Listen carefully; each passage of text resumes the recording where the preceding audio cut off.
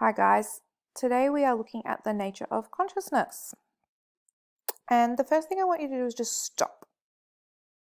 Stop and really become aware. What are you thinking about right now?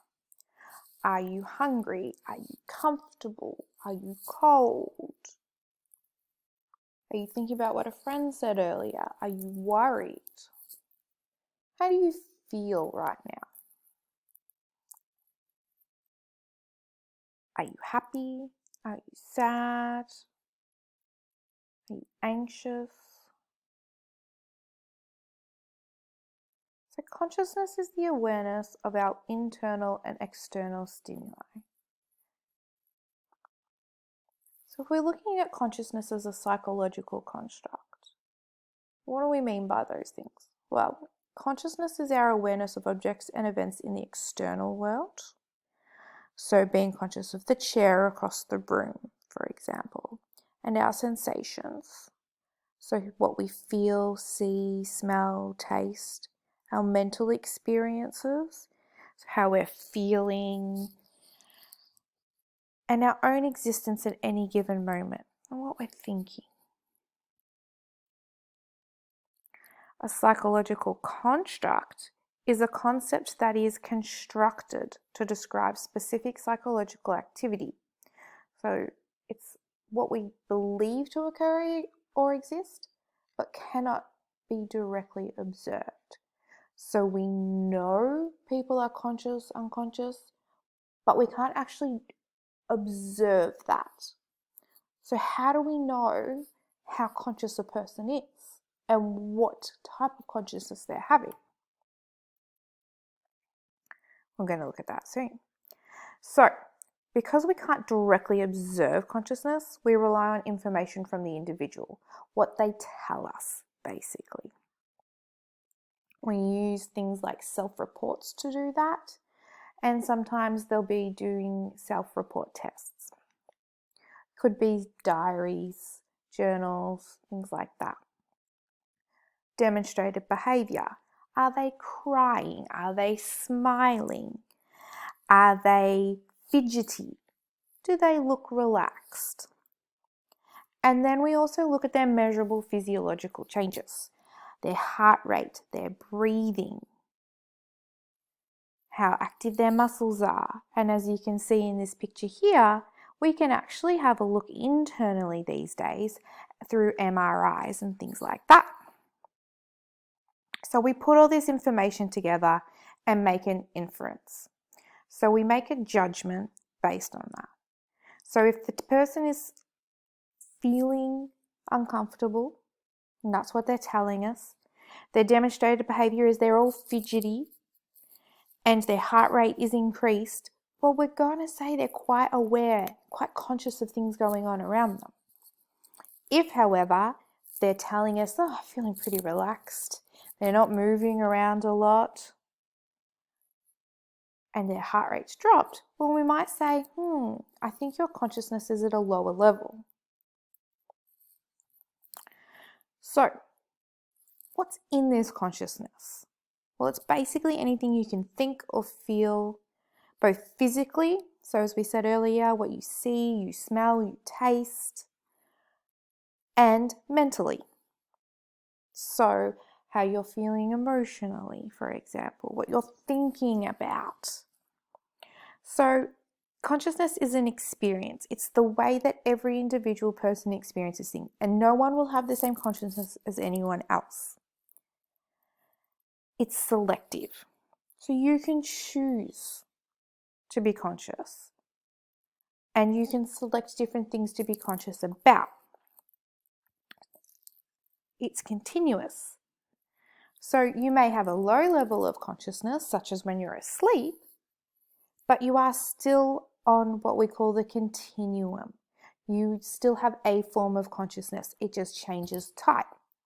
So it's constantly changing. It's not stable.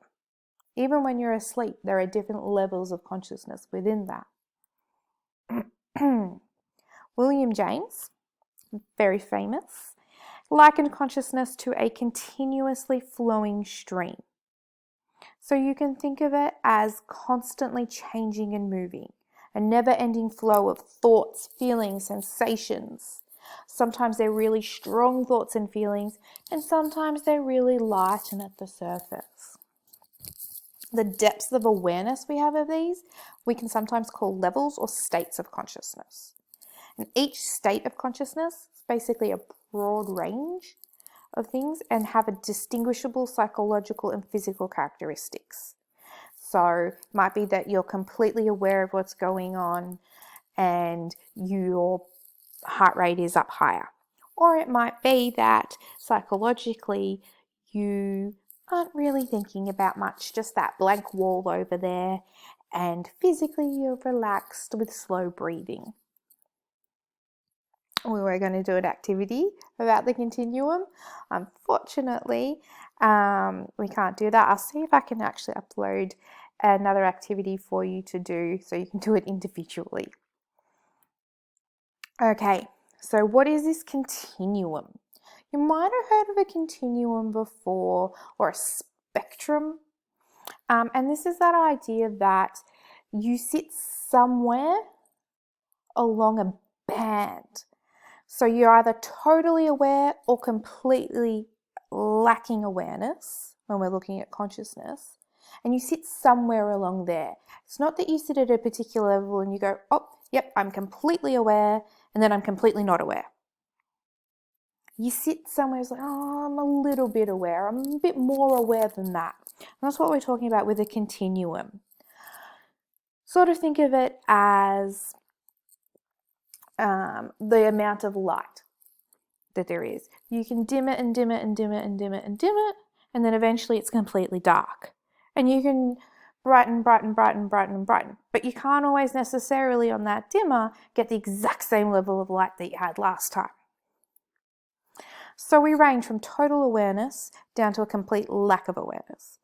So focus, selective attention, what we call control processes. We're going to look at selective attention and control processes in more detail later in the unit. But basically, those things you're really concentrating hard on. So learning to drive, trying to put all those skills together, being conscious of everything around you. The car that's driving past, your mum or dad talking next to you, your brother and sister going on and on in the background. Then you've got divided attention. And these are automatic processes. Again, we're going to cover that in more detail. But just for your general information at the moment, divided attention is looking at things you sort of do automatically. So eating while you're watching TV, walking and listening to music, those sorts of things. Then you drop down a little bit more in consciousness when you're daydreaming. You get to a meditative state, so think not quite yoga, but similar.